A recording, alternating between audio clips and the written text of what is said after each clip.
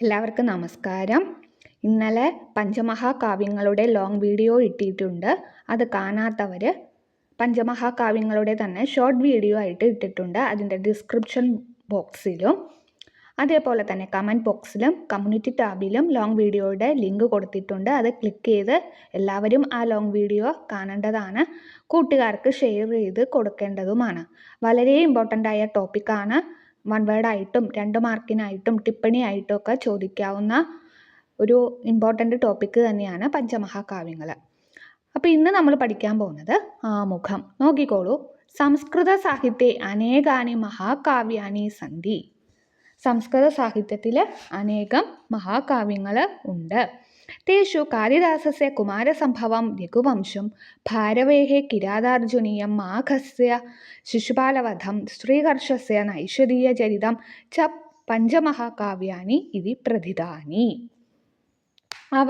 അവയിൽ എന്ന് പറഞ്ഞാൽ പഞ്ചമഹാകാവ്യങ്ങളിൽ കാളിദാസന്റെ കുമാരസംഭവവും രഘുവംശവും, ഭാരവിയുടെ കിരാതാർജുനീയം, മാഘന്റെ ശിശുപാലവധം, ശ്രീഹർഷന്റെ നൈഷധീയചരിതം എന്നിവ പഞ്ചമഹാകാവ്യങ്ങളിൽ പ്രസിദ്ധങ്ങളാണ്.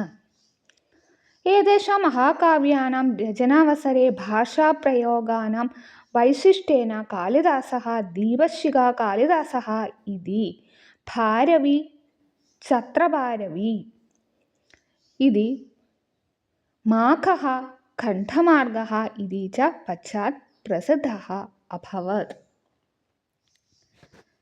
അപ്പോൾ ഈ മഹാകാവ്യങ്ങളുടെ രചനാവേളയിൽ ഭാഷാപ്രയോഗത്തിൻ്റെ വൈശിഷ്ട്യം കൊണ്ട് കാളിദാസൻ ദീപശിഖ കാളിദാസൻ എന്നും ഭാരവി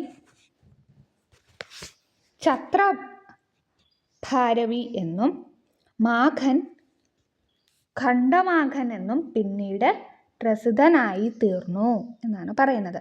അപ്പോൾ ഈ മഹാകാവ്യങ്ങളുടെ രചനയ്ക്ക് ശേഷം അതിൻ്റെ ഭാഷാപ്രയോഗത്തിൻ്റെ വൈശിഷ്ട്യം കൊണ്ട് ഇമ്പോർട്ടൻ്റ് ആണ് കാളിദാസൻ ദീപശിഖ കാളിദാസൻ എന്നും ഭാരവി ഛത്രഭാരവി എന്നും മാഘൻ ഖണ്ഡമാർഗൻ എന്നും അറിയപ്പെട്ടു എന്നാണ് പറയുന്നത്. നൈഷധീയ ചരിതം കാവ്യം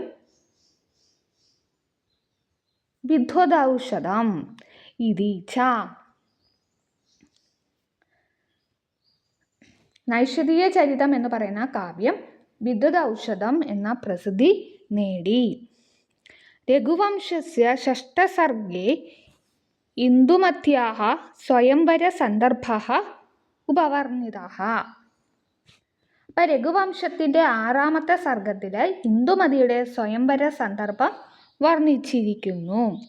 തത്ര പ്രയുക്തസ്യ അലങ്കാരസ്യ ചാരുതയാ കാളിദാസഃ ദീപശിഖ കാളിദാസഃ ഇതി പ്രസിദ്ധം അവാപാം. അപ്പം അവിടെ പ്രയോഗിച്ച അലങ്കാരത്തിൻ്റെ സൗന്ദര്യം കൊണ്ട് കാളിദാസൻ ദീപശിഖ കാളിദാസൻ എന്ന പ്രസിദ്ധി നേടി. തമേവ സന്ദർഭം അത്ര പഠാമഹ. ആ സന്ദർഭം തന്നെയാണ് ഇവിടെ നമ്മൾ പഠിക്കുന്നത്. ഇന്നത്തെ ക്ലാസ് ഇത്രയേ ഉള്ളൂ. എല്ലാവരും നല്ല രീതിയിൽ പഠിക്കണം. എന്തെങ്കിലും ഡൗട്ടുകളോ അഭിപ്രായങ്ങളോ ഉണ്ടെങ്കിൽ കമൻറ്റ് ബോക്സിൽ അറിയിക്കാവുന്നതാണ്. അതിന് റിപ്ലൈ ഞാൻ നൽകുന്നതായിരിക്കും. എല്ലാവരും എൻ്റെ വീഡിയോസ് ഷോർട്സൊക്കെ കാണുക, ലൈക്ക് ചെയ്യുക, ഷെയർ ചെയ്യുക, കമൻറ്റ് ചെയ്യുക. ജനുവരി 2-ാം തീയതി തൊട്ട് സംസ്കൃതത്തിന് വേണ്ടിയുള്ള ഒരു ഓൺലൈൻ ട്യൂഷൻ സ്റ്റാർട്ട് ചെയ്തിട്ടുണ്ട്. ഗൂഗിൾ മീറ്റ് വഴിയാണ് ക്ലാസ് നൽകുന്നത്. കേരള സിലബസിലുള്ള സ്റ്റാൻഡേർഡ് 5 തൊട്ട് 10 വരെയുള്ള കുട്ടികൾക്കാണ് ഈ ക്ലാസ്സസ് യൂസ്ഫുൾ ആവുക. ജോയിൻ ചെയ്യാൻ ആഗ്രഹിക്കുന്നവർ 9846770380 ഈ നമ്പറിൽ കോൺടാക്റ്റ് ചെയ്യാവുന്നതാണ്.